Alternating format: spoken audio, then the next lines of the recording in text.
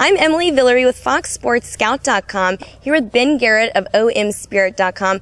Big game for the Rebels on Saturday against Southern Illinois. Let's talk a little bit about last week. A close loss to BYU, 14-13, but there were some shining efforts on the defense. Talk about that a little bit. Yeah, defensively they played a pretty solid game. They only gave up 7 points, and they played well enough to win the game. And I think that's a testament to kind of the whole staff and the work they put in, because they really struggled last season. I mean, defensively they were terrible.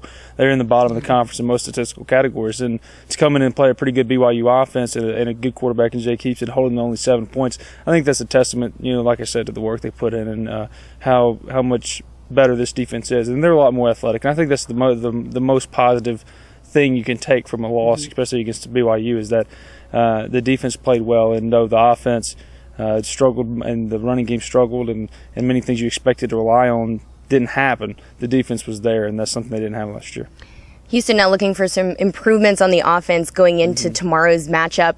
We saw a little bit of a new quarterback coming in last week's game. How is the quarterback situation going to play out this week? I think, obviously Zach Stout's going to start, and he came in the second quarter against BYU and led them to the first scoring drive, made it 3-0 before halftime, and then led them on another scoring drive. But offensively, they just need a spark in the running game. And last week, Brandon Bolden, their leading rusher, went down, and then Jeff Scott went down, and Enrique Davis went down. All three went down. Jeff Scott's back, but they only averaged 2.2 yards per carry. So in the running game, they had to get better there to even help their quarterbacks, because Zach is obviously going to be relied upon to throw the ball downfield. He's the best passer they have, but they can't get anything going if they don't have a running game. That's supposed to be their strength of their team. Their offensive line's a veteran group, and they've got a lot of running backs. So they need to have that running game there to help their quarterback situation. But Zach will start, Randall Mackey will play, and I'm intrigued to see Randall play, because from most indications that we've gotten is that Randall would have started the BYU game, and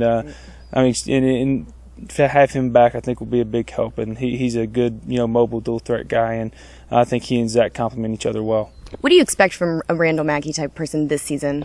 Well, Randall's a very accurate passer, and one thing he brings them is a dynamic. Barry Brunetti, he's going to be a pretty good quarterback in time, but he's not really efficient in the passing game yet. He's not ready to throw the ball downfield.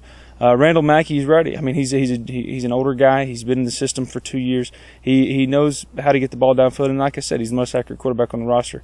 So I'm eager to see him get into a game.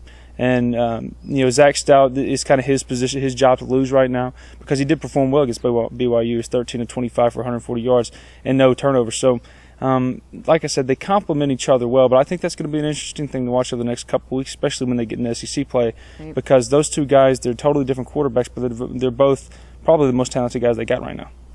Only the second game of the season for the Rebels, and they lost their season opener. How big of a game is this for them? Oh, it's huge for them. And look, for them to get to 6 wins, they have to win the games they're supposed to.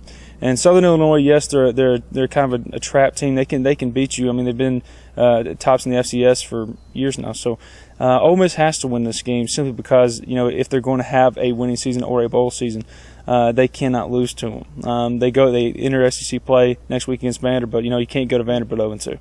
Then you're looking at a disaster of a season. So this is a really important game. It's one of those swing games that can kind of get them back on the right track, kind of get some momentum going after a tough loss last week that they should have had. They were leading 13-0 going into the fourth quarter. Should have won that game. So it kind of puts momentum back on your side and lets you go into Vanderbilt with a little bit of momentum, so to speak.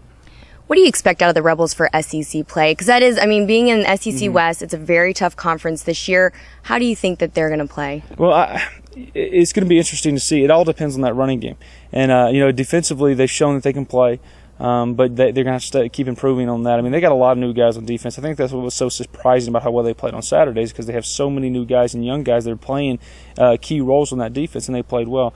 So it's going to come back to relying on your strengths. Can the offensive line do what it's supposed to do? And that's, kind of maul opponents and get the running game going. And is Brandon Bolden going to come back healthy at any point this season? He's the most valuable player offensively. He's the guy that it all kind of runs through.